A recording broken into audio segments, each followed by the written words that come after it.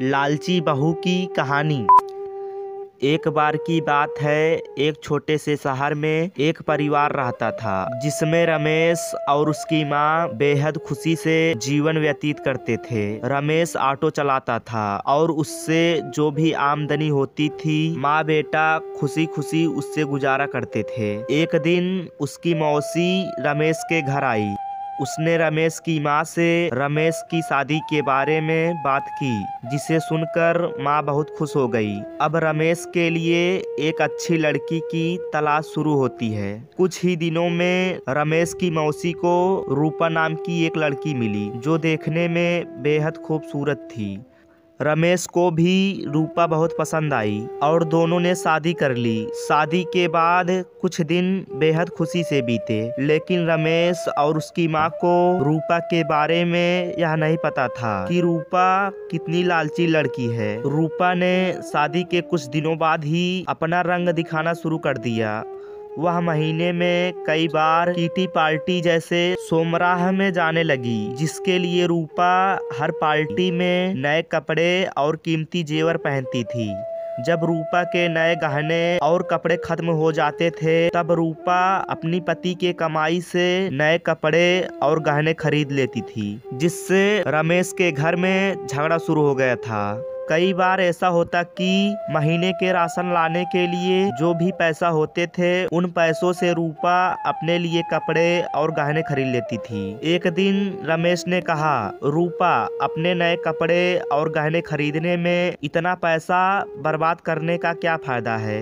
आपको सोचना चाहिए कि आपके पति की इतना कमाई नहीं है कि आप एक महीने में 10 बार किटी पार्टी में जाने के लिए नए नए आभूषण खरीद कर खर्च कर सके। यह सुनकर रूपा गुस्से से लाल हो गई और रमेश से कहने लगी, तुम हमेशा मुझसे कहते रहते हो और कभी भी तुम ज्यादा कमाने के बारे में नहीं सोचते। यदि तुम ज्यादा ऑटो रिक्शा चलाते तो ज्यादा कमाई होती और आज मैं आराम से नए नए कपड़े पहन सकती।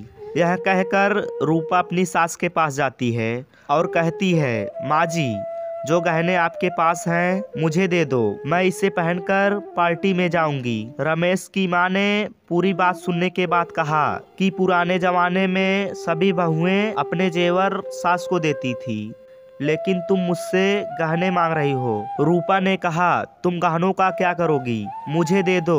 अंत में रमेश की माँ ने भी अपने सारे गहने रूपा को दे दिए और रूपा उन गहनों को पहनकर किटी पार्टी में चली गई। इधर रूपा के जाने के कुछ देर बाद ही घर में रमेश की मौसी आ गई। उनसे रमेश की माँ से रूपा के बारे में पूछा तो माँ ने रूपा की बारे में सारी बात बताई। यह सुनकर मौसी ने रूपा को सबक सिखाने की सोची। रूपा की सास भी इस खेल में शामिल हो गई। रमेश की चाची घर का सारा राशन और सामान अपने घर ले गई और थोड़ी देर में अपने सारे गहने और नए कपड़े ले आई। गहने और कपड़े लाकर उन चीजों को घर के अलमारी में और कुछ रसोई में रख दिया और अपने घर जाने लगी। जाते समय रूपा की सास से कहा कि जब रूपा घर आएगी तो यह जेवर देखकर वह तुमसे कुछ पूछेगी, तुम उसका अच्छे से उत्तर देना। उसके कुछ ही समय बाद रूपा किटी पार्टी से घर आई और अपनी अलमारी में सभी नए गहने देखकर बहुत खुश हुई। लेकिन शाम को जब रूपा रसोई में खाना बनाने गई तो उन्हें फिर से राशन के डिब्बे में नए गहने मिले, जिसे पाके रूपा की खुशी का कोई ठिकाना नहीं था। लेकिन जब रूपा ने किचन में राशन की तलाश की तो उसे कुछ नहीं मिला, जिससे वह परेशान हो गई और अपनी सास के पास गई और पूछा कि माँ जी, किचन का राशन कहाँ गया। तब सास ने कहा कि बहू, आपको गहने और कपड़े सबसे ज्यादा पसंद है, इसीलिए आज मैंने घर का सारा राशन और सामान बेचकर आपके लिए नए गहने और कपड़े खरीद लाई हूँ। अब आप इसे पहन सकती हो और पार्टी में जा सकती हो। यह सुनकर रूपा ने कहा कि ठीक है, मगर खाने के बिना मैं गहनों और कपड़ों का क्या करूंगी। तो सास ने फिर जवाब दिया कि अब खाना खाने की क्या जरूरत है, तुम्हें अपनी सबसे प्यारी चीज मिल गई है, तुम्हें इसमें खुशी होनी चाहिए। यह सुनकर रूपा को अपनी हरकत पर पछतावा होने लगा। तभी रमेश की मौसी भी आ गई। उन्होंने यह भी कहा कि यह सब मैंने आपको समझाने के लिए किया है कि केवल नए कपड़े और आभूषण जरूरी नहीं है, इसके अलावा दुनिया में भी बहुत कुछ होता है। और अगर आपको नए गहने और कपड़े पहनने का इतना शौक है तो आप खुद क्यों नहीं कमाते और उस पैसे से ये सारी चीज खरीद लेते हैं।